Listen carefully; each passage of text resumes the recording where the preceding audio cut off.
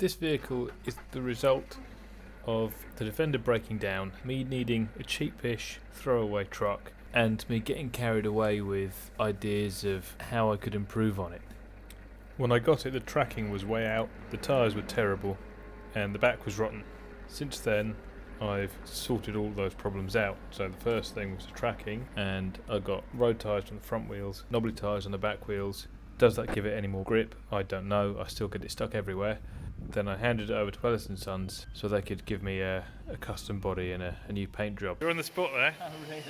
Okay, where do we want to go from here? So what the plan is to move these centre posts up so that we get a 13mm overall height, 1200 from the floor to the bar, do the same at the back so that you can get underneath it with your chipper, yeah? And then we'll make a flap on the ramp so that you can fold that over so you get a ramp about 1700mm long. As for your exhaust system, I think we'll tack a few bits of pipe together and offer them up and then get you to come and have another look and see where we're going with it. And then we'll give the chassis a pressure wash and blast off, and then we'll coat it with some stone chip or body shirts to give it a bit of protection. The main job of this truck is to transport machinery to and from site, things like the stump grinder, track barrow, lawnmower. It's also a really good second or backup vehicle for transporting tools or run a bigger team if I want to. This was making up for the lack of seats in the Defender, and also gives the Defender something to rescue.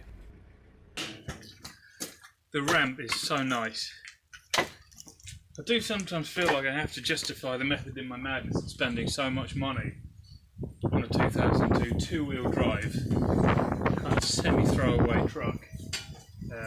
Well, most people do treat these kind of trucks as throwaway trucks. But having the ramp built has made it so much easier for us to get the stump grinder on and off. And if we're intending to be doing this kind of work for years, we're going to get older, fatter and lazier, and we're not going to be wanting to lift it up.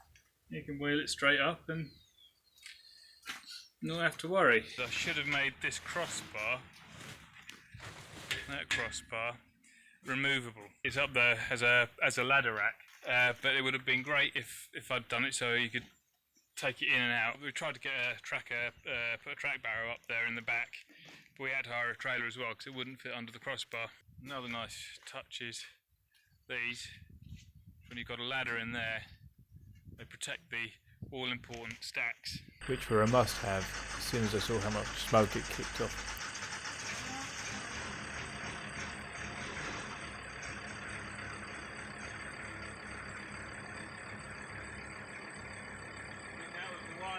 The 21-year-old engine has given me no trouble at all, and with the trailer behind it, it's a really good replacement for when the Defender is off the road. Something else I like about older vehicles is you don't have to be too precious about them, because the bumper is just a bumper. It isn't filled up with a load of parking sensors and other expensive nonsense that you cry about if it gets damaged.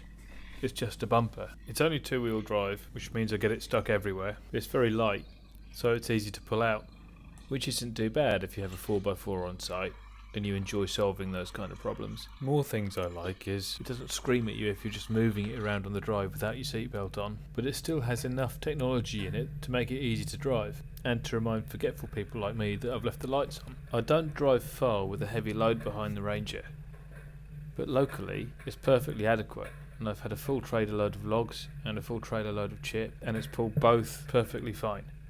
It's a bit slow up hills, but the Defender is also slow. It has the advantage of a turning circle, and you can see out the back of it, which makes it ideal for backing trailers down long narrow driveways.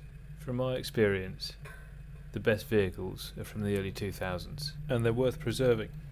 I am going somewhere with these videos because I don't think enough people talk about their choice of up trucks.